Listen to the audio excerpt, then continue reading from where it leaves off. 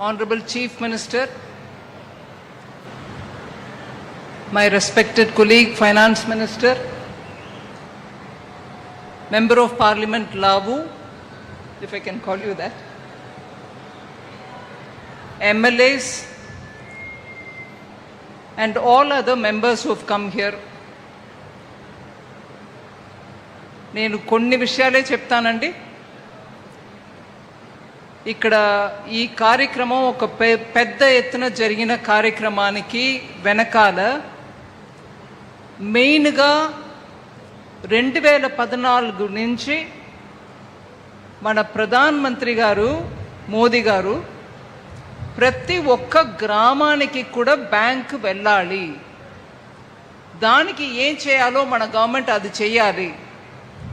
గ్రామం వరకు బ్యాంకు వెళ్ళడం మాత్రం కాదు, అక్కడ ఉన్నటువంటి ప్రతి ప్రజానికానికి వాళ్ళ వృత్తి ఏంటో, అది వ్యవసాయం అవచ్చు, పొలాల్లో పని చేసేది అయి ఉండొచ్చు, మత్స్యకారులు అయి ఉండొచ్చు, లేదు చేనేత కార్మికులు ఉండొచ్చు, వాళ్ళందరికీ కూడా బ్యాంకు సదుపాయాలు అందుబాటులో ఉండాలి అని ముందు నుంచి చెప్తున్నారు.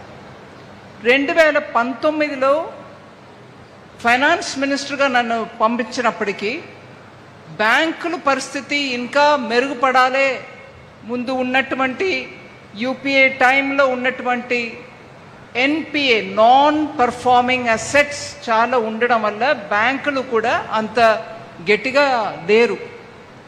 కానీ బ్యాంకుల్ని కరెక్ట్గా దారికి తీసుకొచ్చి వాళ్ళు నష్టం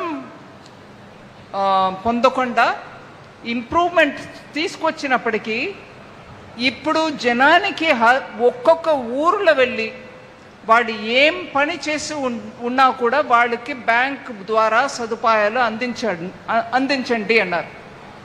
దీనికి తగినట్టు గ్యారంటీ తోటి లోన్ ఇవ్వడం అనే ఒక సిస్టమ్ తీసుకొచ్చాం. ఇప్పుడు ముందు మాట్లాడినప్పుడు ఎంపీ గారు అన్నారు, కోఆపరేటివ్ ట్యాక్స్లో గ్యారంటీ లేకుండా లోన్ ఇవ్వలేకపోవడం వల్ల మీరు ఒక గ్యారంటీ సిస్టమ్ తీసుకురండి అని. అది కోఆపరేటివ్ సొసైటీ లెవెల్కి మాట్లాడారు.